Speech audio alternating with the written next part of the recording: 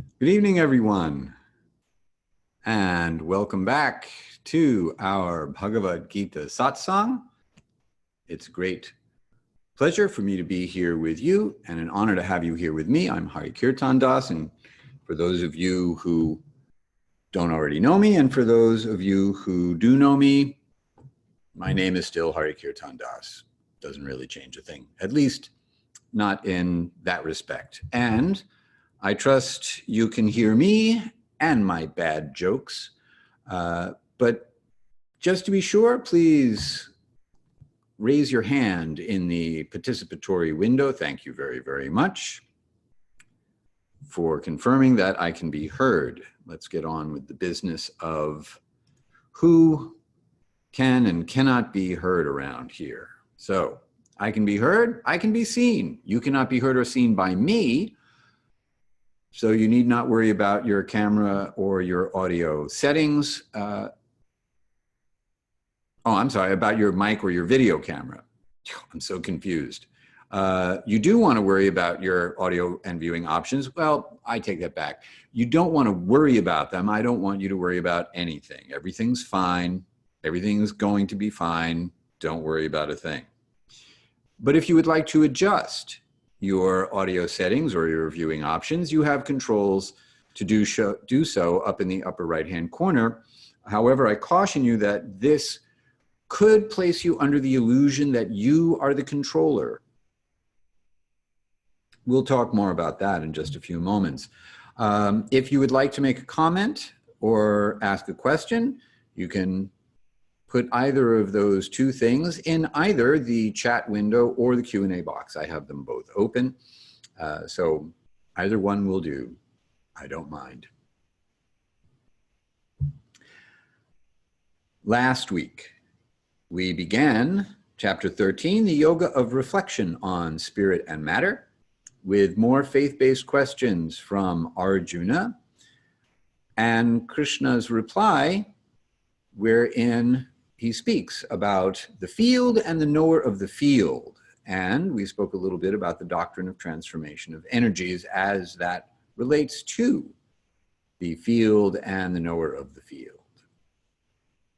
We'll talk a little bit more about that, about the field and the knower of the field and how Krishna summarizes this information as we move into tonight's class. The main portion of tonight's class will be Krishna's definition of knowledge. Now, Krishna has already given us a definition of knowledge. What he's going to do is speak about knowledge from a different angle this time, and I will explain in just a moment.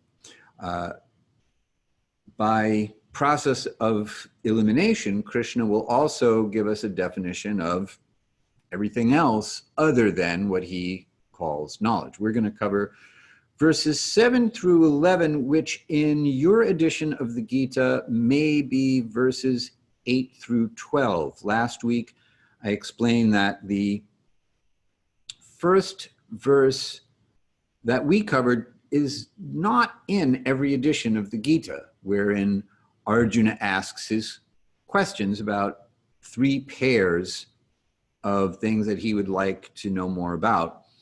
And since that is kind of a supplemental verse, because it doesn't always appear, when it does appear, sometimes it's not numbered. When it does appear, sometimes it is numbered, or sometimes it just doesn't appear at all. So, for those of you who are wondering about this, what in this presentation will be verses 7 through 11 may, in your edition of the Gita, be verses 8 through 12. So I hope that's not too confusing for anybody. All right. We continue with our invocation mantra. For those of you who are new to transliterated Sanskrit, the diacritical marks are pronunciation cues. The dot over the M indicates that while we close our lips in front, as we normally do with an M sound, we are also closing the back of our tongues up to the back of the roof of our mouth, as if you are wrapping your mouth around a little walnut. The bars across the A's indicate an open and elongated version of the vowel, as opposed to without a bar, which is a short and somewhat more closed version of the vowel, as I hope will become self-evident or clearly apparent as we chant. So I will chant, and if you like, you can chant back. Om Namo Bhagavate Vasudevaya.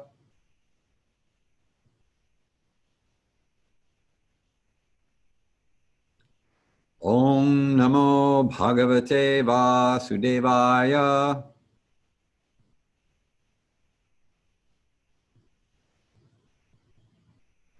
Om Namo Bhagavate Vasudevaya.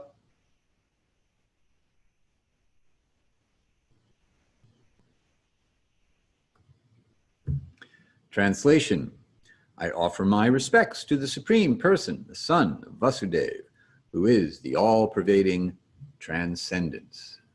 In the Puranas, the Son of Vasudeva is identified as Krishna, the speaker of the Bhagavad-gita. Last week, we covered the field of activities as 24 elements. So what I'd like to do is take a moment just to break out those 24 elements again, just for the sake of clarity. So we have first what Krishna calls the 5 great elements, namely earth, water, fire, air, and ether. And in modern parlance, you would call those solids, liquids, radiant energy, gases, and space.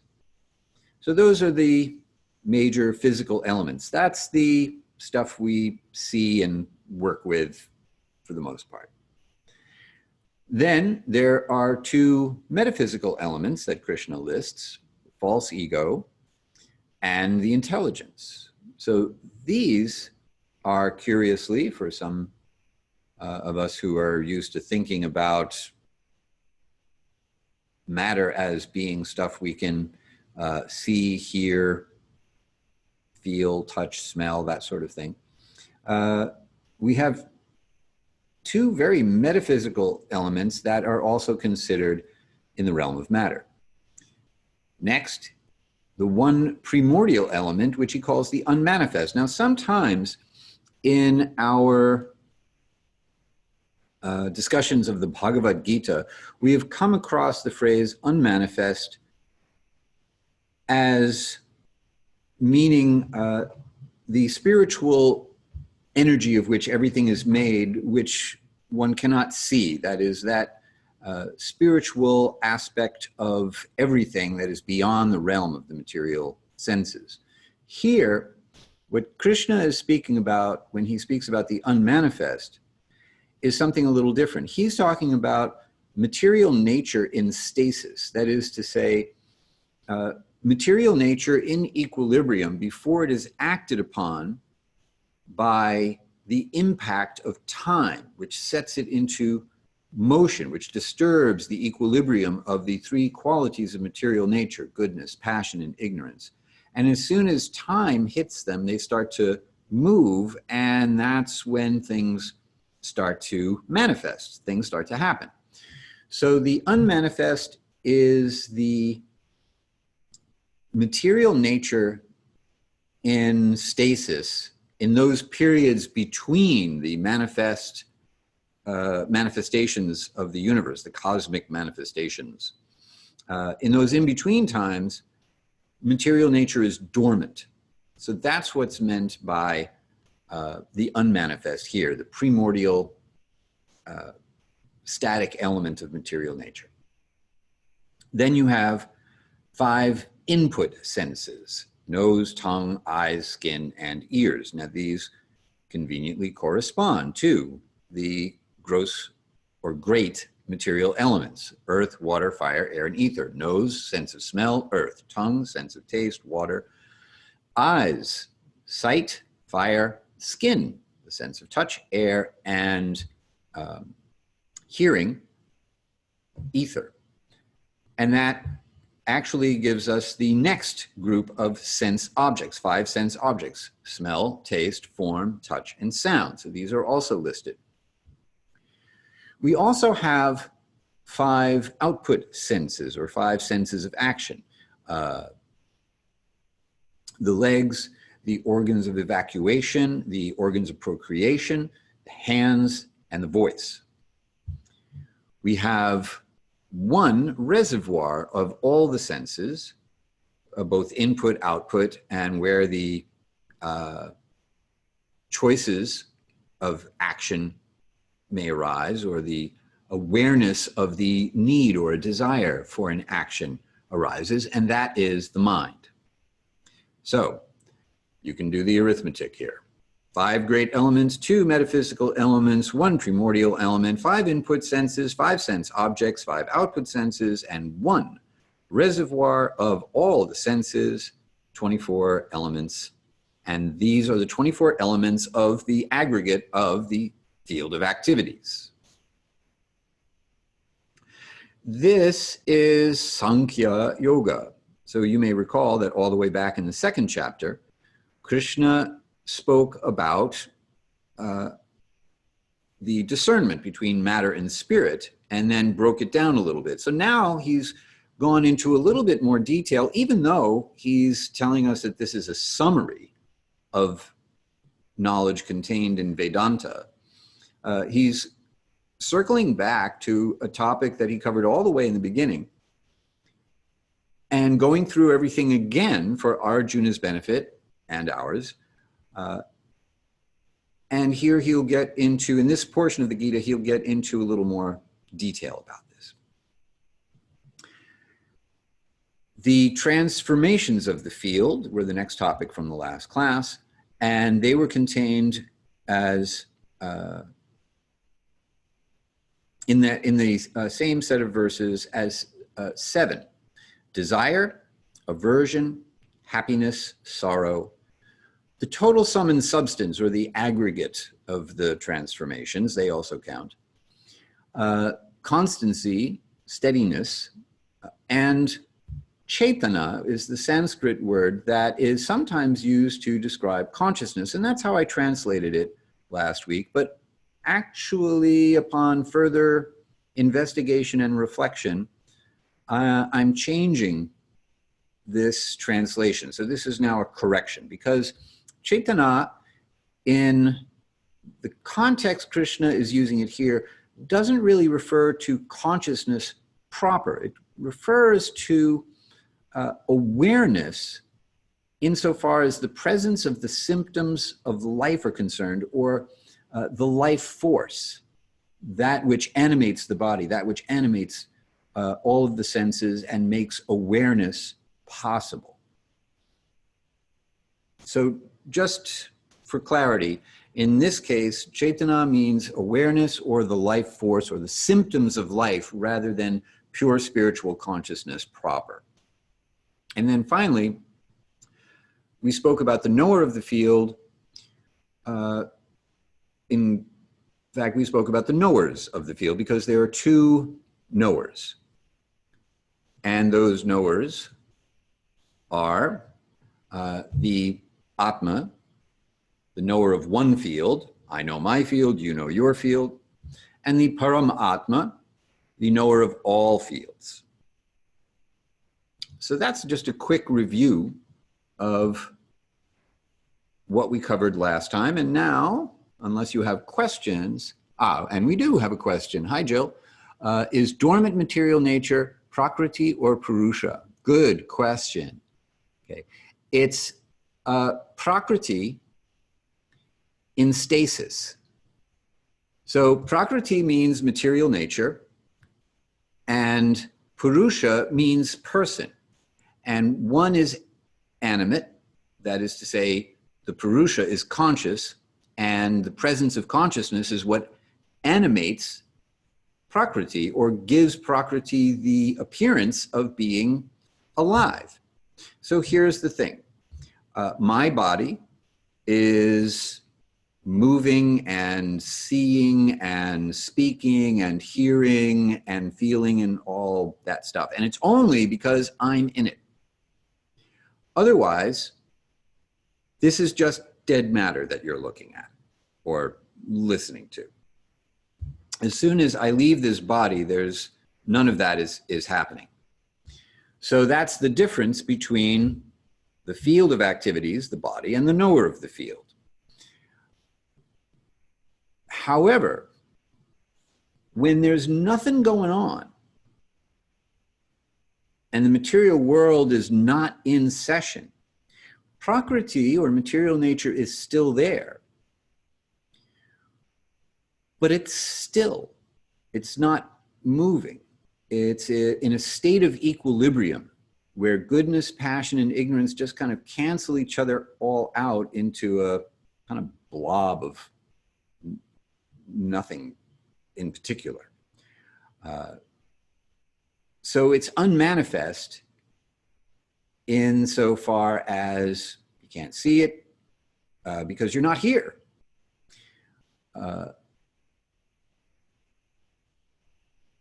Let me explain it another way, as it's described in the Puranas. And we talked about this in a much earlier class way back.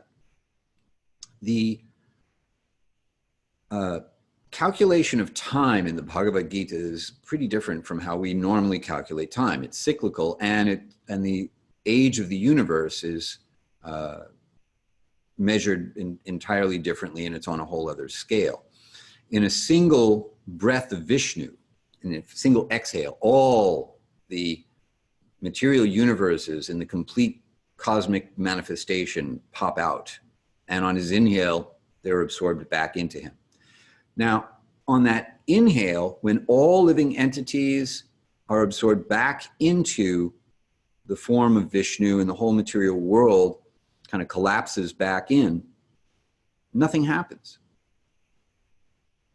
And at that time, Prakriti exists, but it's unmanifest.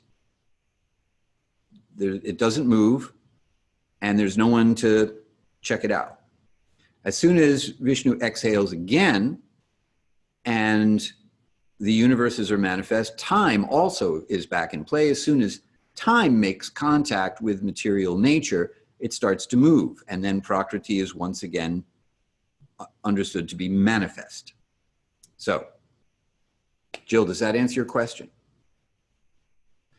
And while I wait for you to tell me if I did, I hope, Kevin is asking along the same lines, is the Purusha different from the Atman? And the answer is no. Purusha, once again, is a Sanskrit word that will be translated differently according to different angles of vision. So Purusha sometimes means Atman. Purusha sometimes indicates the enjoyer of the field of activities. Purusha sometimes indicates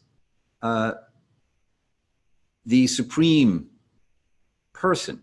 So there's a set of prayers called the Purusha Shukta prayers that you will find, I believe, in the Puranas, that are prayers to the original person, or the person who is the entire universe within whom all other persons are residing. So in some editions of the Bhagavad-gita, Purusha will mean Krishna as the supreme person, the only true enjoyer of the universe, and Prakriti, meaning energy, is said to be all other living beings who are enjoyed by Krishna, in much the same way that Krishna is the enjoyer of the gopis, and the gopis enjoy being enjoyed by Krishna. So it's a little complicated in that there are a few different ways to understand the word Purusha. Sanskrit can be very contextual in this way. But as a general rule, and for the purposes of our discussion, Yes, Purusha means person, Atman means soul or person, so identical. And I hope that has actually made things clearer rather than less clear. Jill, I'm glad my answer was satisfactory to you. Kevin, I hope I have pulled off the same trick. Okay, good. Thank you very much. All right. And with that, we proceed to this week's verses. In this week's set of verses, we're going to look at knowledge from another angle of vision. According to Krishna, knowledge is not the ins and outs of the interaction of the field of activities, nor is it the way in which the knower of the field engages with the field of activities for the sake of material enjoyment, but rather, knowledge, according to Krishna, as we will see, is a proper understanding of what the field is and who the knowers of the field are. That's the definition. And then in these verses, Krishna is going to describe knowledge as states of being that support the experience of knowledge and the possibility of approaching the absolute truth or understanding the highest possible truth. So this list that we're about to go through is not a description of the interactions of the 24 elements that we just looked at. It's the means to get out of our entanglement with those elements. And tonight, special feature, we're going to have a verse chanting marathon. What I'm going to do is read the translations as usual, then we're going to chant the Sanskrit for each verse, and we're going to look at the word-for-word translation. And then I'm going to do my best to describe why this particular item on the list is knowledge, as opposed to something else. Oh, no, we're not up to that yet. All right. So I told you we were going to do this. Now you know. And ain't that swell? All right. So we begin with verse, by my calculation, 13:7. It may be 13:8 in your book. So Krishna continues. Humility, non-duplicity, non-violence, tolerance, simplicity, honoring one's spiritual teacher, cleanliness, steadiness, self-control. Verse 8, dispassion for the objects of the senses, absence of egoism, along with an awareness of the suffering associated with the flaw of birth, death, old age, and disease. Text 9, detachment, freedom from the entanglements of children, a spouse, a home, and the rest. Equanimity in both desirable and undesirable situations. Text 10, constant and exclusive devotion to me, aspiring to live in a secluded place, disinterest in social gatherings. And verse 11, consistently prioritizing the pursuit of self-realization and seeing the value of the philosophical search for the truth.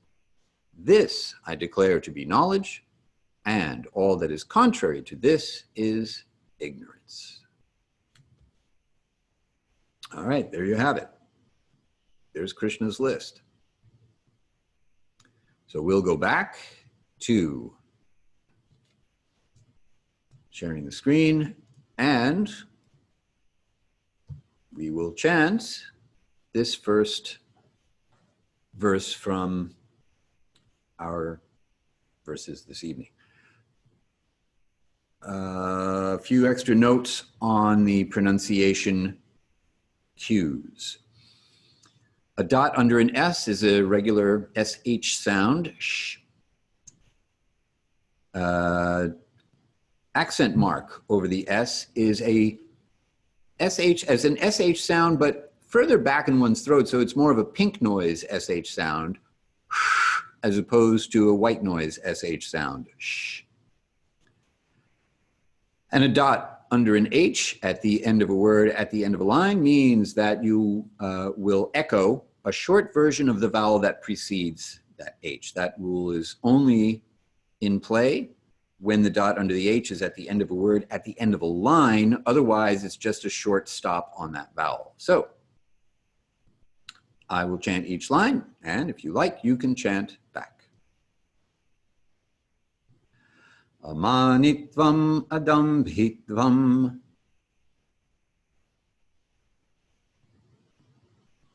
ahimsak shantir arjavam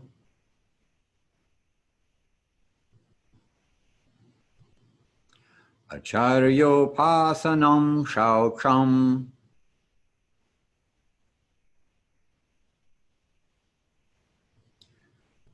Dhairyam atma vinigraha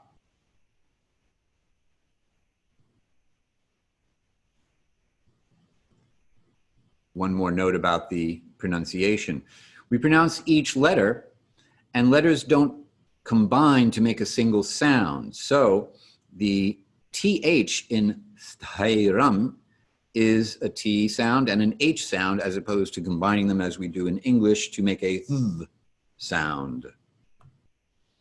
So once again, the translation: humility, non-duplicity, non-violence, tolerance, simplicity, honoring one's spiritual teacher, cleanliness, steadiness, self-control. So let's go through these one at a time.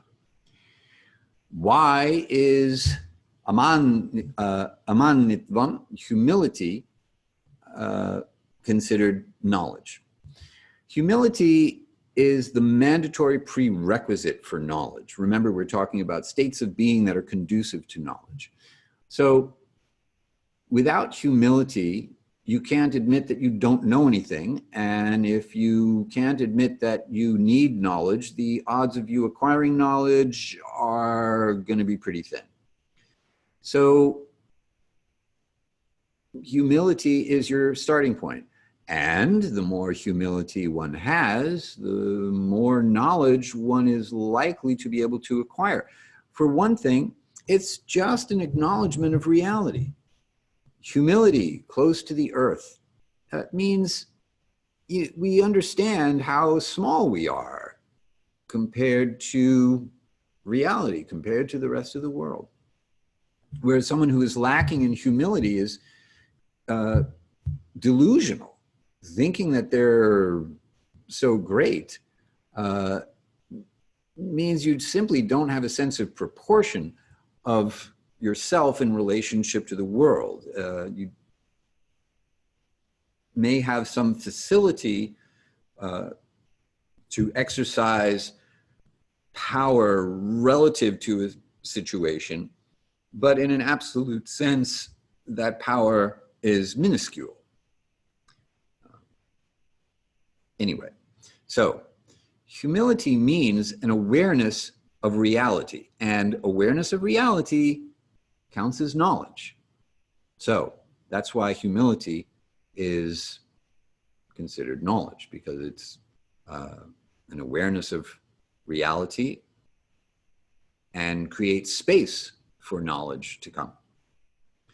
The next item on the list, non-duplicity, or unpretentiousness is another way to put this, meaning to be honest, to be straightforward, to not pretend that you're something you're not, or to not have some ulterior motive in your actions. Why? Is this knowledge? Ulterior motives and selfishness are contrary to knowledge, precisely because the beginning of knowledge is knowing the distinction between the field of activities and the knower of the field. Ulterior motives and selfishness are a good indication that we're identifying with the mind and body. I mean, after all, who is it that wants to pretend it's something else? Who is it that has some ulterior motive? It's the mind, it's the senses. So to identify with the mind and senses clearly is not knowledge. And therefore, rooting out any pretentiousness and any duplicity that we have in our character is a good idea. if we want to qualify ourselves to acquire knowledge beyond the illusion of identifying with the mind and body. Ahimsa, nonviolence, to not bring harm to anyone.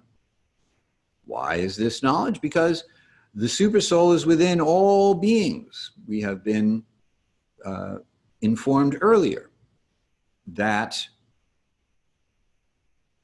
every being is an Atma, is a Purusha, and they're just in different bodies. Therefore, one who understands this information about the distinction between the Atma and the body the Atma is in, knows that everyone is spiritually equal. Therefore, the learned and gentle sage sees everyone with equal vision. So everyone means there may be a very learned and sophisticated person with a great deal of education. It may be a very simple person engaged in a very simple kind of work. It may be a cow, maybe a dog, maybe an elephant, maybe someone who's taken a particularly unfortunate birth in a human body or in an animal body or any kind of body. Someone who actually understands what it is they're seeing sees everyone equally, and that's real equality. Equality on the spiritual platform rather than on the material platform. If you are harming other beings, then you clearly are going to generate a negative reaction that will make knowledge harder to acquire, and it means you don't understand in the first place that you will get a very undesirable reaction. That harm is going to come back to you. Foolishness. All right, next item.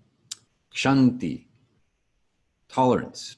This can also be translated as patience or forgiveness. So to have a sense of the ultimate scope of time and the condition of souls in the material world. To be willing to put up with foolishness or to tolerate unpleasantness. All right, why is this knowledge? Because this too shall pass. It's knowledge because everything in the material world is temporary. And if you just wait long enough, it'll go away. So one who has this quality of patience, who's willing to be liberal, generous and patient, has cultivated a condition, a state of being that's conducive to further knowledge. The next one, arjavam, simplicity. Simplicity means no drama, having integrity, doing the right thing simply because it's the right thing to do. Just don't complicate your life. So why is this knowledge? Because entanglements and needless complications are a distraction, and a pointless distraction at that. So someone who understands things as they are and desires a deeper understanding will live as simply as possible in order to engage in a higher level of contemplation, of thinking about the nature of things. If you complicate your life and fill it up with entanglements, then the time to invest in self-inquiry goes away. Next up, acharya upasana, veneration of or service to one's spiritual teacher or guru. So acharya means teacher by example. So the teacher who not only delivers and explains spiritual teachings, but lives in accordance with those teachings so as to be an example to the student of what they look like when they are experienced, when they are applied. That's an acharya. Leader by example, teacher by example.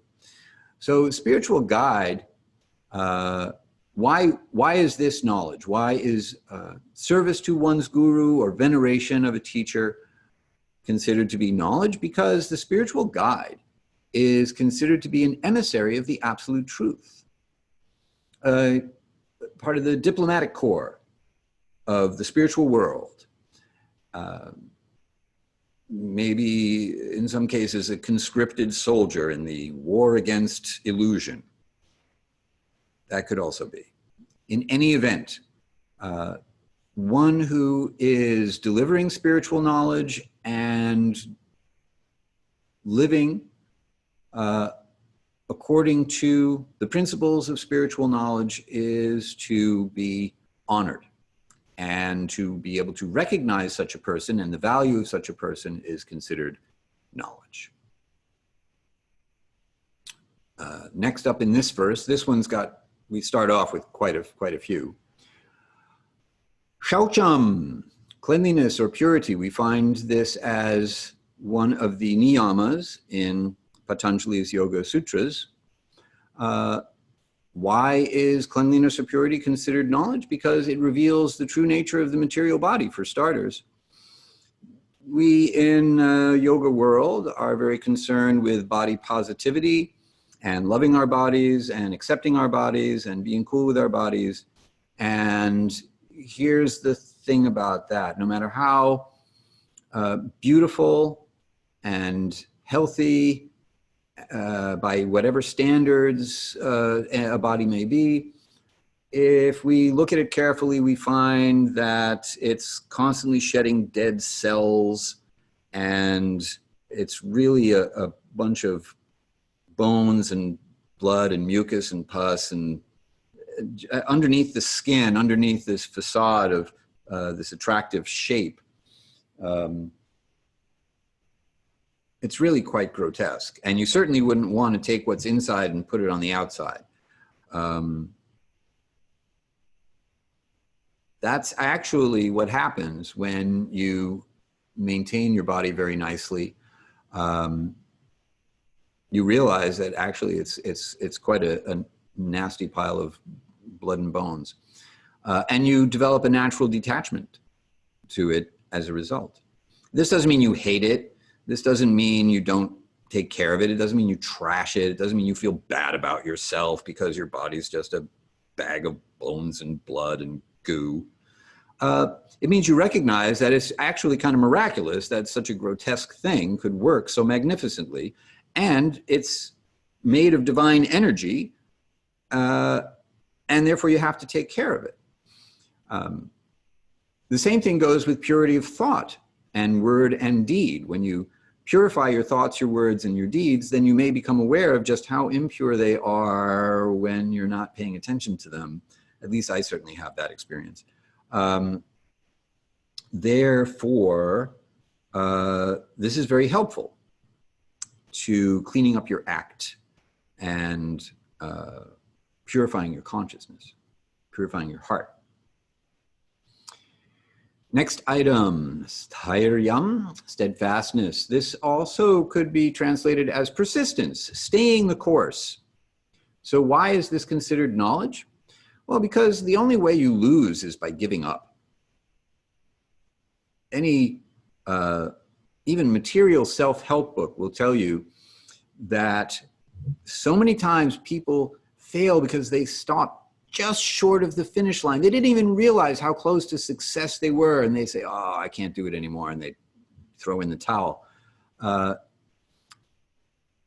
Krishna has already assured Arjuna that even a little advancement on this path will save one from the greatest fear, meaning taking birth in a lower life form than a human life form, where the opportunity of self-realization does not present itself, where one doesn't have the opportunity to inquire as to the true nature of the self. So one who understands that it's not just going to be one lifetime, and there's no failing unless I stop. Just doesn't stop. You just keep going. And if you don't finish everything in this lifetime, you pick up where you left off on the next. So that's why that's knowledge. And then finally, the last item in this verse, Atma Vinigraha, self-control. That is to say, putting the self in charge or giving spiritual direction to the mind and intelligence. So self-control means the self is in control, but you are also controlling your mind and senses. Why is this knowledge? Because if you allow the senses to dictate your actions, then that's a formula for disaster.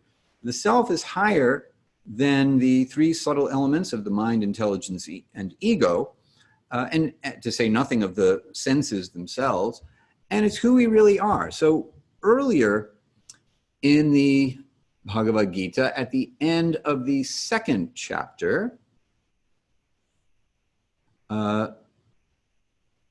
we have a set of verses where Krishna explains what happens when we meditate on sense objects. And Krishna advises that one withdraw the senses from the sense objects. Where'd it go? See, I had this all queued up, and now it got away.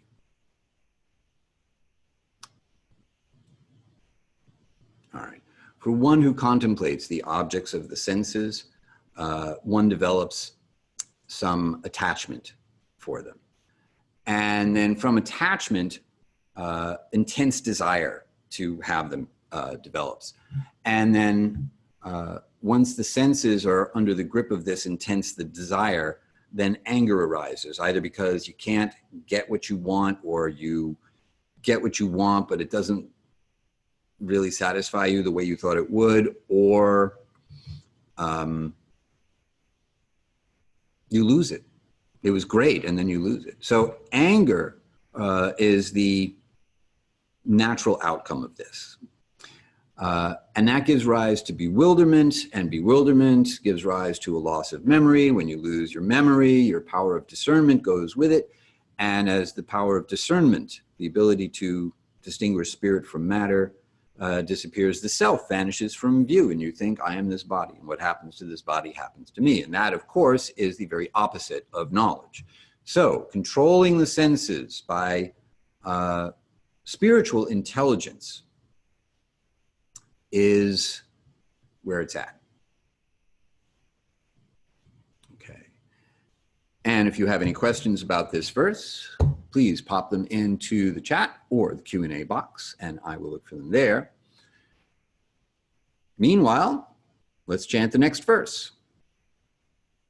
And I don't think there's anything new in the Department of Diacritical Mark Explanations. An N dot over an N performs the same as a dot over an M. Here we go. I chant, you chant back. Indriyarteshu vairagyam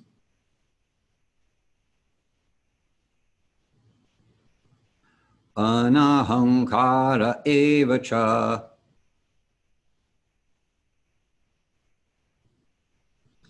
janma mrityu jara vyadhi dukha doshanudarshanam. Aha, I changed up the cadence on you a little bit. Translation. Dispassion for the objects of the senses. Absence of egoism. Along with an awareness of the suffering associated with the flaw of birth, death, old age, and disease. So, Indriya arteshu, in the matter of the senses, we want vairagyam, renunciation, dispassion, disinterest. Why? For the same reason that one has to exercise self-control. So one who is exercising self-control develops this state of being, dispassion for the objects of the senses. In other words, it takes practice. So these two things actually go hand in hand. Our starting point is we have the tendency to contemplate the objects of the senses, and therefore you develop an attachment for them. By practicing self-control, we develop this kind of dispassion for the objects of the senses. And there you have an action born of knowledge and a state of being that is the result of knowledge, and together they are conducive for acquiring knowledge. Anahankara, being without false egoism. Why? Because the idea that I am doing things is what ahankara means. Aham, I, kara, doing, action. I'm the one who's making it happen. And this is the essence of our illusion, thinking I am the doer of activities, when what's actually happening is the three qualities of material nature are interacting and causing things to happen. And under the spell of the illusion of the false ego, we think, I'm the one who's doing it. So egoism is contrary to knowledge. It's a state of illusion. Therefore, being without false ego, not thinking that I am the doer, realizing that things are happening, but I'm not the one who's actually making them happen, that is a state of knowledge. So that's why Krishna qualifies this as knowledge. Then, certainly also, evacha, janma mrityu jara vyadhi. The four problems of material life, or flaws of material life, are birth, death, disease, and old age.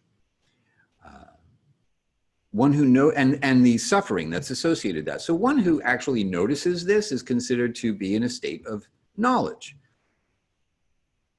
Now, people see that they have been born and that other people are born, and people see that other people get sick and they experience getting sick themselves, and we see that other people get old, and if we think about it, we'll realize that we will also get old if we're lucky enough, and then eventually we will die, just as other people before us have died. And yet, somehow or other, we live as if it's not going to happen to us.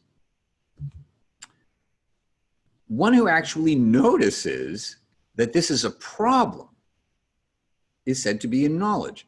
Now, a lot of people would say, that's just the way it is. It's not a problem. That's the nature of life. Well, we qualify that. We say, no, that's the nature of life in the material world, not the nature of life in the sense of being a spiritual being. This whole sequence of events is completely unnatural for a spiritual being. Therefore, this suffering is not necessary, and this condition of having to go around and around and around through this cycle over and over again is a flaw, a fault in the system. These are not natural occurrences for the living entity in our true condition. So, someone who understands this, said to be in knowledge. Let me know if you have any questions about this verse, and we will move on to chanting the next one. And the dot under the R is not a sound, but rather you curl your tongue up towards the back of the roof of your mouth, as opposed to And when you bring it back forward, it'll make kind of a little sound. So ra. And you pronounce every letter. So if you see two T's, you're going to hit the first T, slam on the brakes, and then keep going with the second T. All right, here we go. Asaktir anabhishvangaha putra dhara grihadishu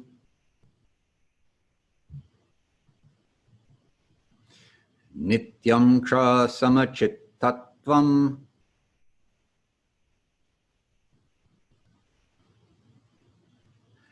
Ishtanishtopapatishu.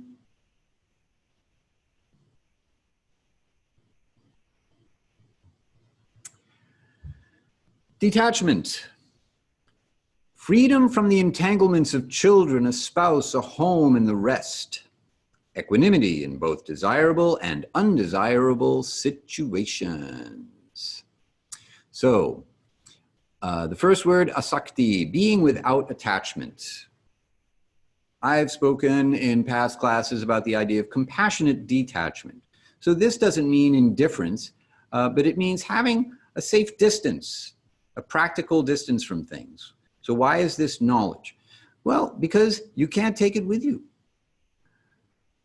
And because this detachment facilitates another state of being. Notice how some of these complement each other, how they go hand in hand. It facilitates even-mindedness in all circumstances, which is something we'll get to momentarily. It's very difficult to be equipoised in all circumstances if you're attached to one thing and opposed to another.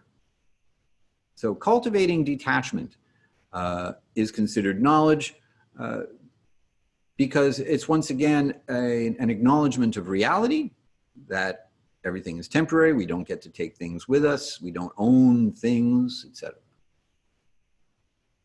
Okay, anabhavishvangaha, being without excessive affection or obsession for.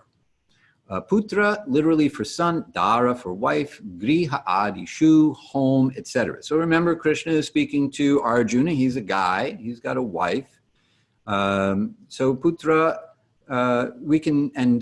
dara can be understood for practical purposes to mean just as well children and spouse, whoever that may be, home, etc. So this doesn't mean not having children or not having a spouse or not having a home, but being free from the entanglement that comes with excessive affection or obsession with family life.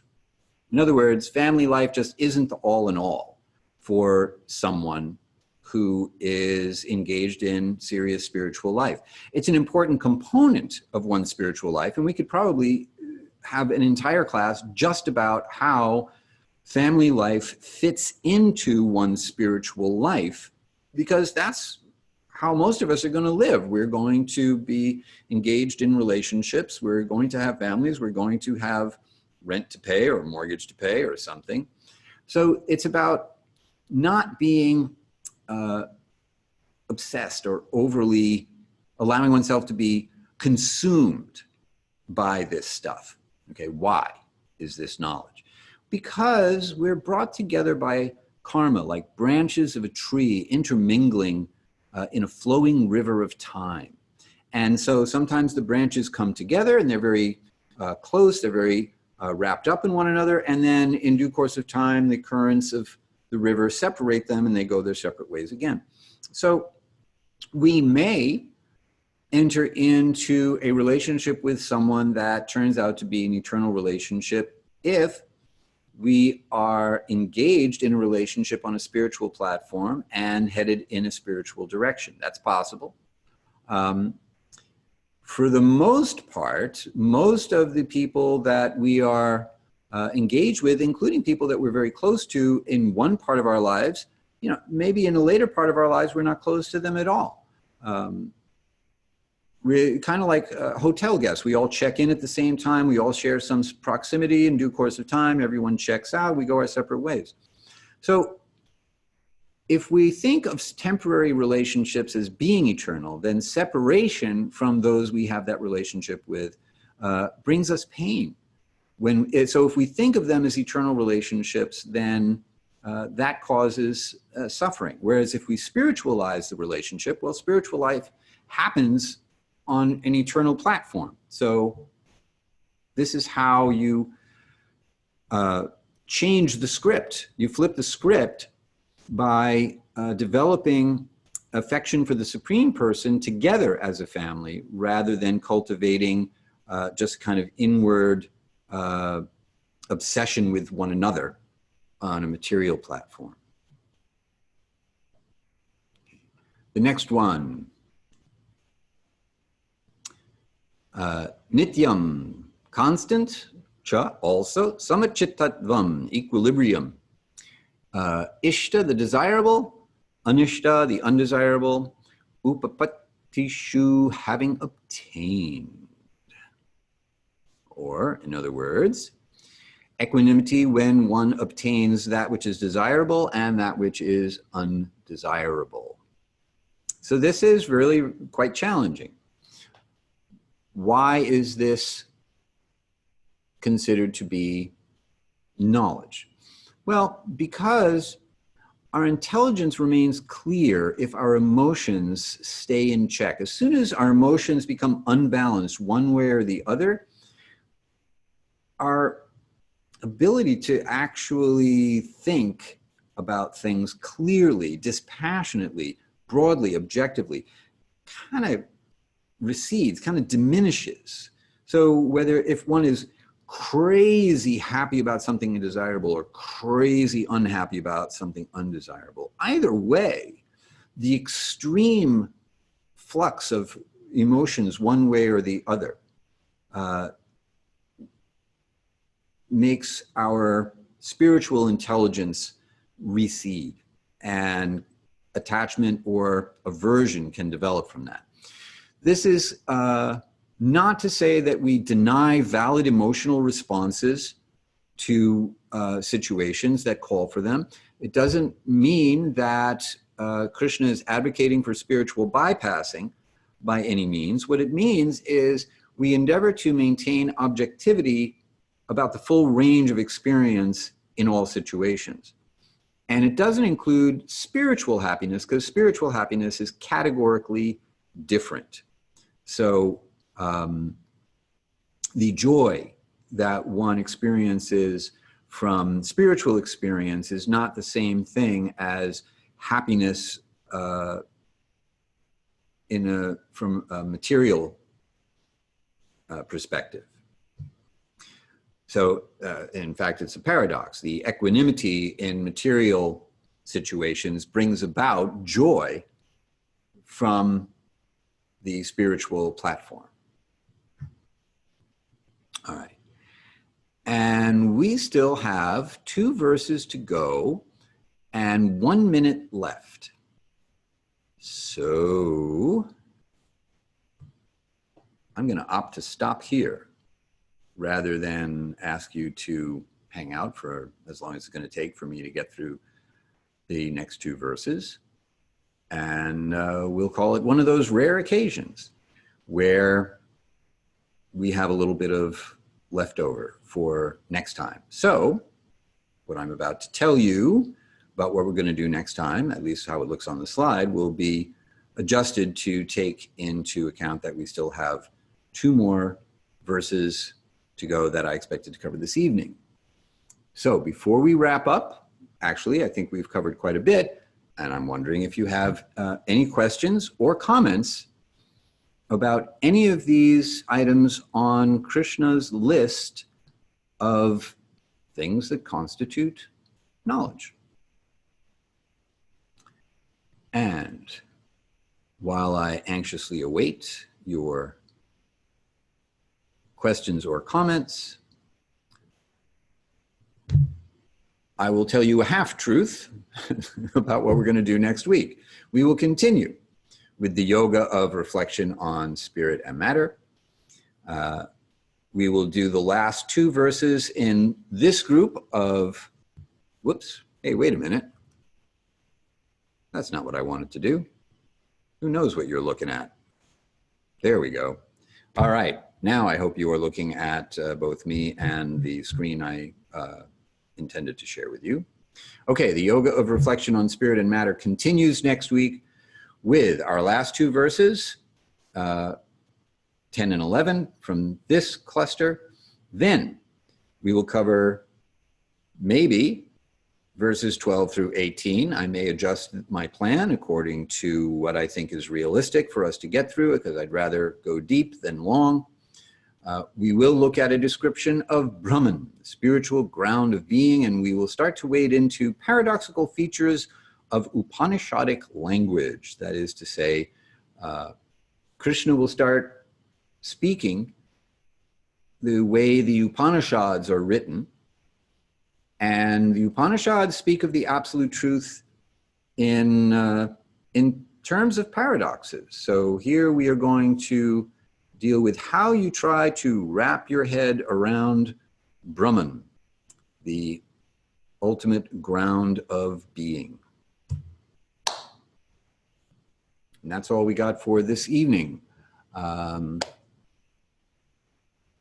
I hope that this has given you something to think about. And if you think of a question later, or if you're watching this after the fact, please remember that you can always write to me at hari@hari-kirtan.com. And I look forward to your questions. Kamala Radha, you're very welcome.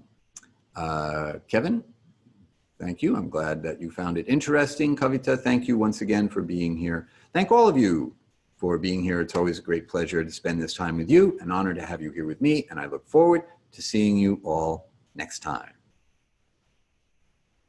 All right, I hope you all have a great night.